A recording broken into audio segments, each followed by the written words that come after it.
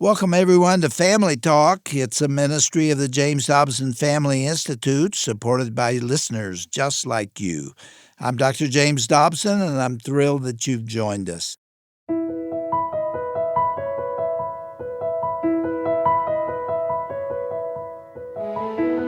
Well, welcome back to Family Talk, the broadcast division of the Dr. James Dobson Family Institute.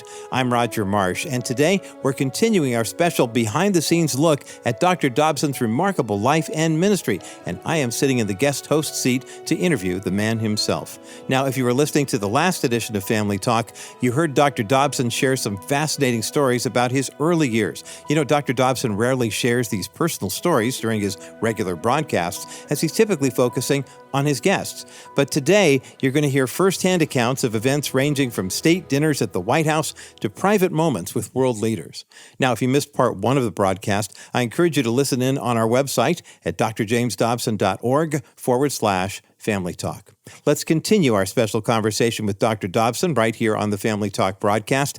Doctor, thank you for taking this time to share these stories with us. You know, so often you're the one doing the interviewing of someone, but now you're giving me this incredible opportunity to ask you questions about things you've maybe never shared before.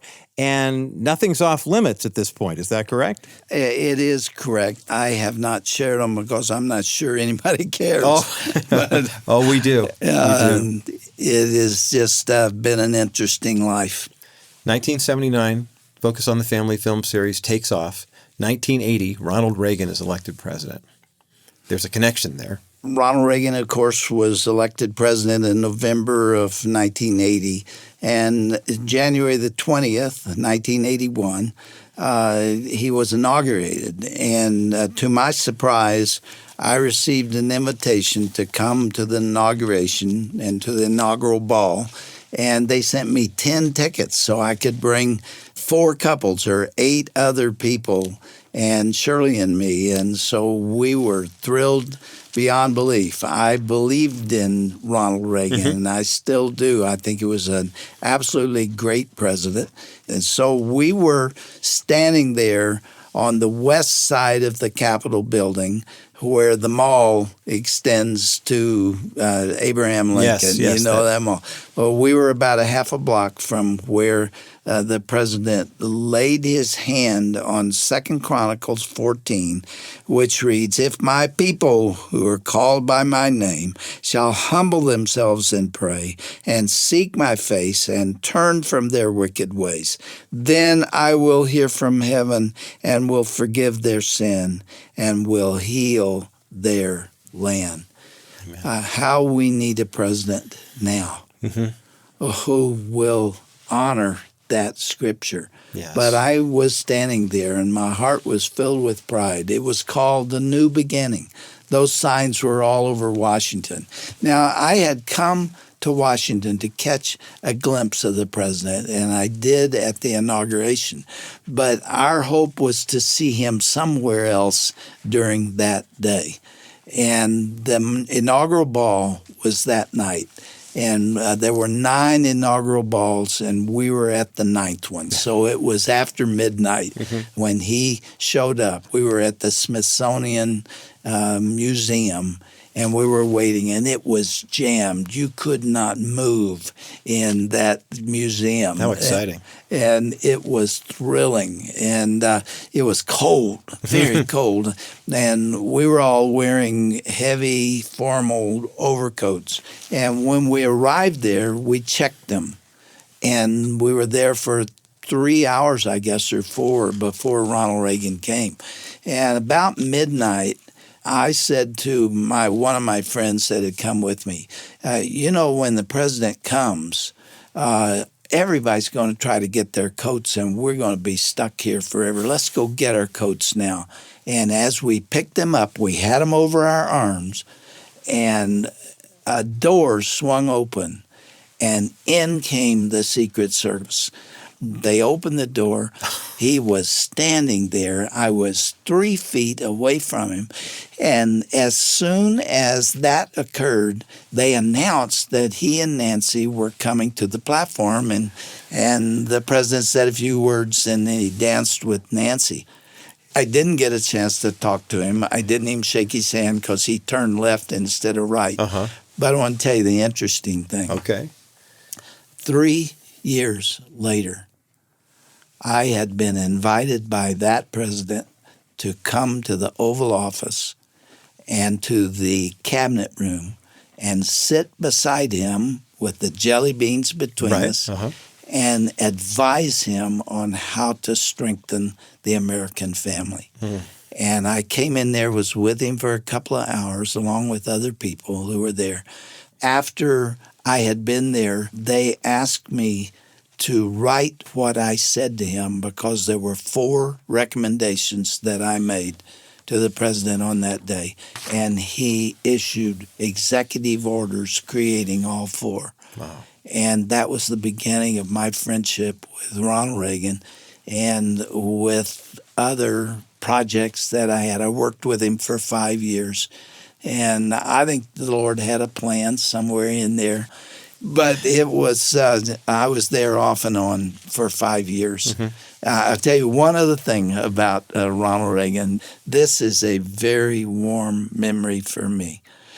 The very last day Ronald Reagan met with his staff after his second term, he brought them all together, and it was a highly emotional thing. You can imagine everybody was in tears. I was there. I had been invited there to talk about the fight against pornography, and the president had been working with us on that. And so I was sitting there quietly watching that final moment between the president and his staff, and the warmth. They loved that man. We all did. And then he was gone. I had a dream shortly after that that was very symbolic. I dreamt that I was invited to the White House, and like I had been so many times, and I went through the North Gate, and I got there, and there was nobody there. The gate was open, and the guards were all gone. And I walked in, and I walked across the front lawn to the portico and the front door, and the door was standing open. And I walked in and looked around, and nobody was there. And I went up the stairs to the residence area, and the president had moved out. He was not there. That was the end of the dream. Wow. You understand? Yeah. I was dreaming about the fact that this Cinderella experience and this wonderful president was over. It's done. And he's gone. And we definitely saw a culture change in the United States after Reagan's. No question about it. I've also worked with Herbert Walker Bush. I sat with him alone in the Oval Office. I had a chance to work with George W. Bush in a less intimate way, but I did some work with them too. But the time with Reagan was something I cannot describe. But I get emotional about it today. It still has an impact 30 plus years later. Yeah. What a powerful memory I can see. You're glowing right now just remembering those times. Were there others? Other powerful memories during that time for you? There were a lot of them, but one that I would share with you was a state dinner that Shirley and I were invited to. And I don't know if you know what those are. When a dignitary is coming into town, they have a state dinner, and they invite people that they want to honor. And Shirley and I were included in that. Only one, but it was quite a night. And it came to the night of the state dinner. And Shirley and I looked at each other and said, you know what? You don't take a cab to the White House. You go in a limousine. We never even thought about that. So I picked up the phone, I called my assistant, Dee Oddie, in California, and I said, you got to get me a limousine. And Dee didn't know one limousine from another, and she got one that was about a block and a half long. I'm not kidding you. This thing was it's like an aircraft carrier, right? Unbelievable. I couldn't even see Shirley from the other side of it.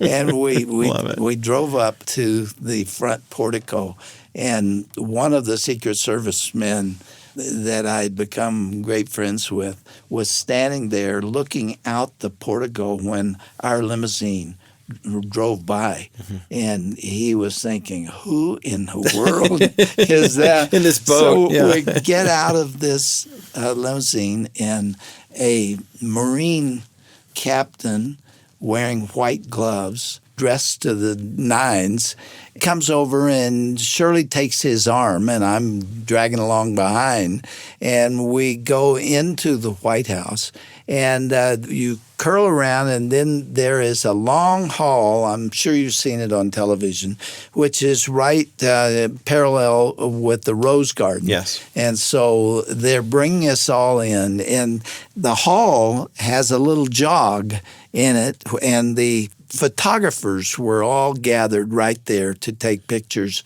of the celebrities as they came by. And so Sylvester Stallone was right in front of us, and they introduced him, Sylvester Stallone, and the lights flashed, and it was just like everybody, pop, pop, pop, everything occurred at once. And then Michael J. Fox was next, and they took pictures of him, and then it came to us. And the Marine turns to us and says, "And your name, please?" And we said, "Dr. and Mrs. James Dobson." And he said, "Dr. and Mrs. James Dobson." And there was silence.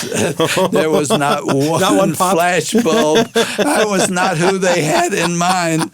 And it was really very sweet. We laughed over that. There was, I think, one disposable camera down at the end where somebody took one picture. Click, yeah. But Raquel Welch was wearing a white dress. Ooh. It was something to behold. I don't mean to be gross here, but everybody in the White House was watching Raquel Welch, and she went on through the evening and danced with Ronald Reagan, and it was something to behold. And somebody about a month ago gave me a photograph of her and Ronald Reagan wearing that white. Did I mention it was a white dress? It was a white dress, yes. I think we're very clear on that now, sir. Yes. Well, it was another Cinderella evening for us, and we loved it. Now, I haven't told that on the air, but for us, it was a highlight. Well, you're on the hot seat.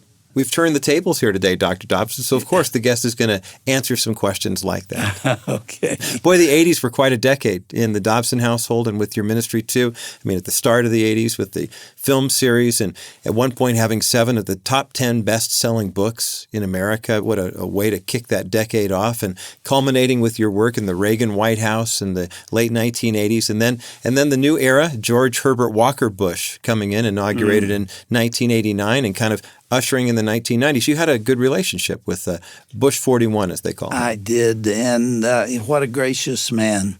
I met him at the White House when he was vice president, and we had about an hour together, and that was May of 1988. That's significant because my mother died 1 month later, and he wrote me a personal note of consolation.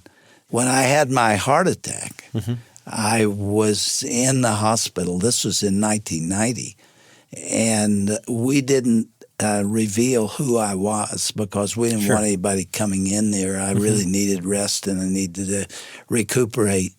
So the hospital did not know my name until George Herbert Walker Bush called to see if I was there. Wow. And then they were saying, who is this masked man here? But let me tell you one quick story. Yes. This is a cute story. I went to the Oval Office to meet with George Bush 41.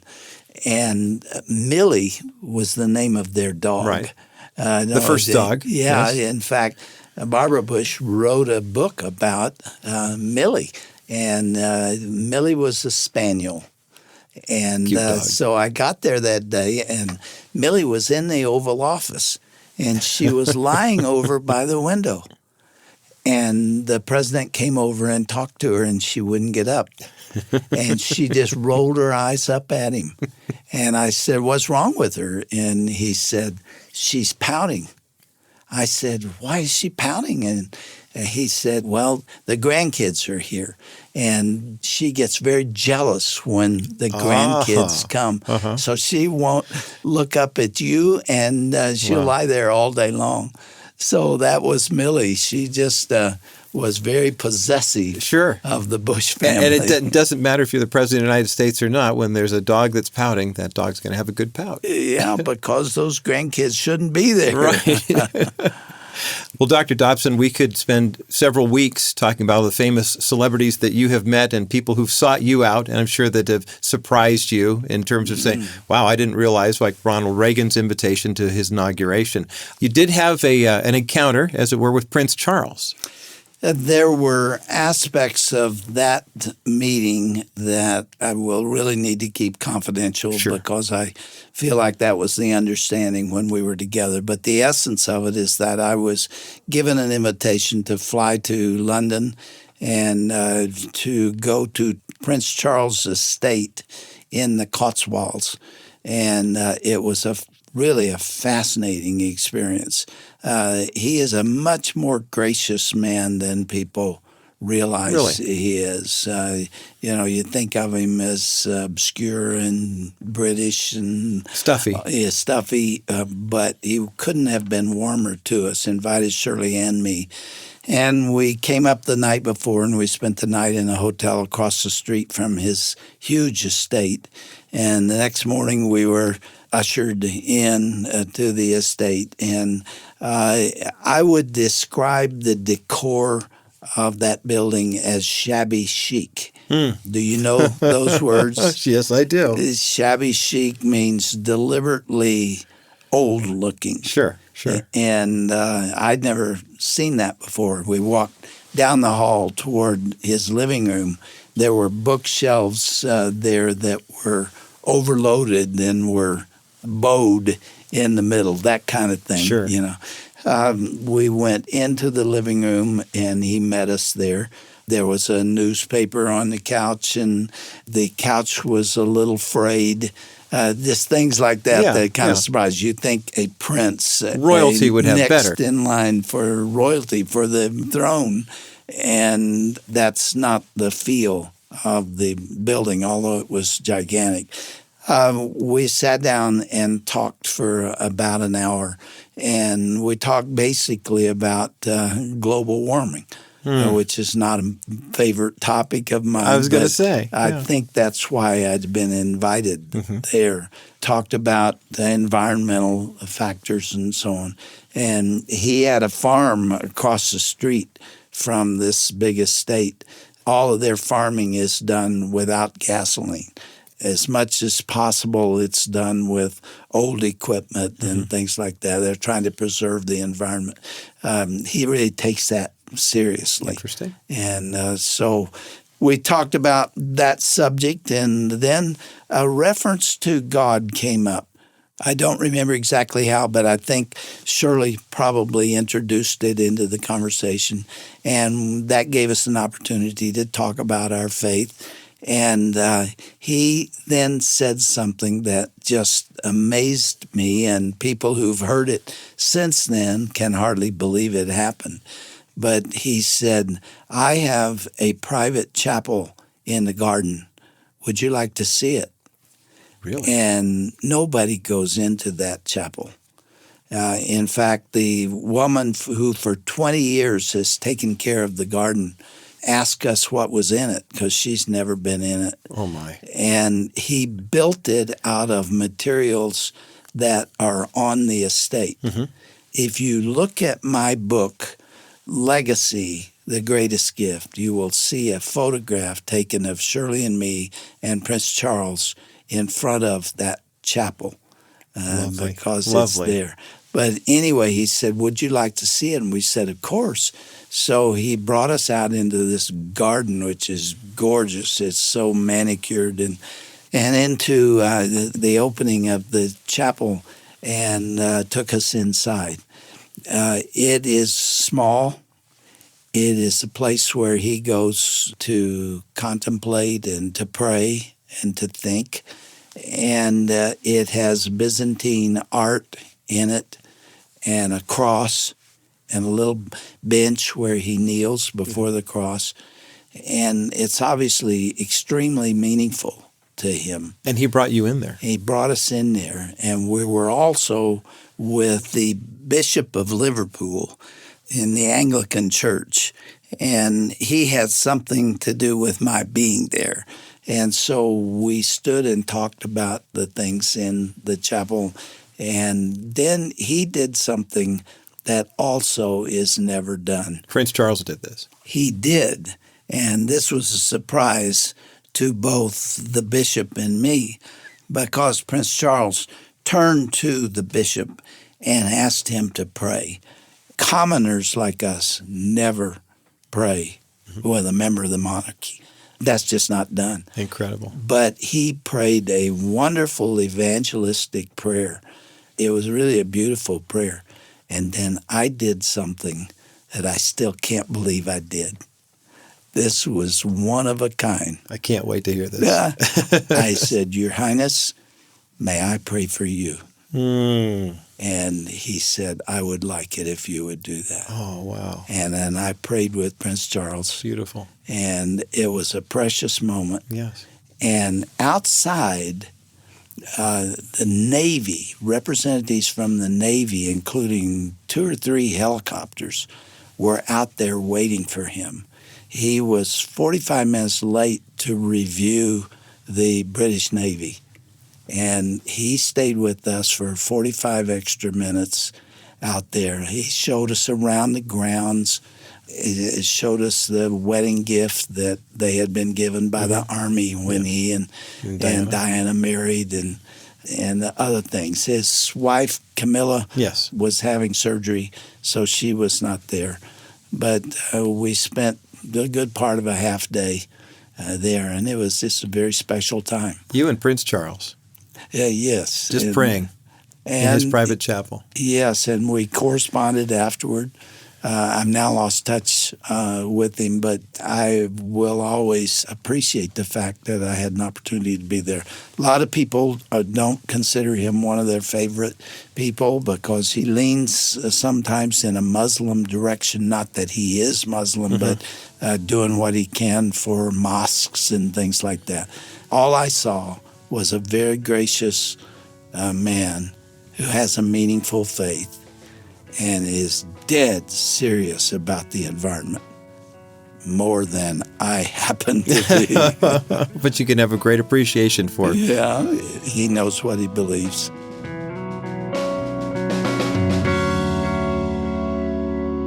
Well, what great stories we've heard these past couple of programs here on the Family Talk broadcast. I'm Roger Marsh, and you just heard the conclusion of my 2-part conversation with our own Dr. James Dobson as we turned the tables on Doctor and gave me the amazing opportunity to act on your behalf as a listener to hear Doctor share these rarely told stories from his life. By the way, if you missed the first part of this conversation, both parts 1 and 2 are now available at drjamesdobson.org/Family Talk, and you can also hear that audio on the Family Talk app as well. Well, the stories we've heard today from Dr. Dobson remind us there's really no limit to the impact that we can make for God's kingdom when we stand firm in our convictions. Through his decades of ministry, Dr. Dobson has consistently championed biblical truth about marriage and family, and this far-reaching impact continues today through programs like Family Talk, which is only made possible through the generous support of friends like you. Your tax-deductible donation of any amount will help us continue to reach America with the unchanging truth about faith, family, and God's design for marriage and children. You can make a secure donation, by the way, online at drjamesdobson.org. And when you make your donation today, we will thank you by sending you a copy of the Building a Family Legacy bundle. It includes 6 of Dr. Dobson's most essential books on topics like marriage, parenting, and leaving a spiritual heritage. these trusted resources provide the practical wisdom you need. Don't miss the opportunity to invest in your family's future. Ask for your copy of the Building a Family Legacy Bundle. It features books like Bringing Up Boys, Bringing Up Girls, Your Legacy, and more. You can give a gift online to receive yours when you go to drjamesdobson.org. You can also make your request known over the phone when you call 877-732-6825. And to request your Building a Family Legacy Bundle through the U.S. Postal Service, remember our ministry mailing address is Dr. James Dobson's Family Talk. Post Office Box 39,000, Colorado Springs, Colorado, the zip code 80949. Well, I'm Roger Marsh, and on behalf of Dr. Dobson and all of us here at the JDFI, thanks so much for listening today. I pray that you have a blessed rest of your day and invite you to join us again next time right here for another edition of Dr. James Dobson's Family Talk.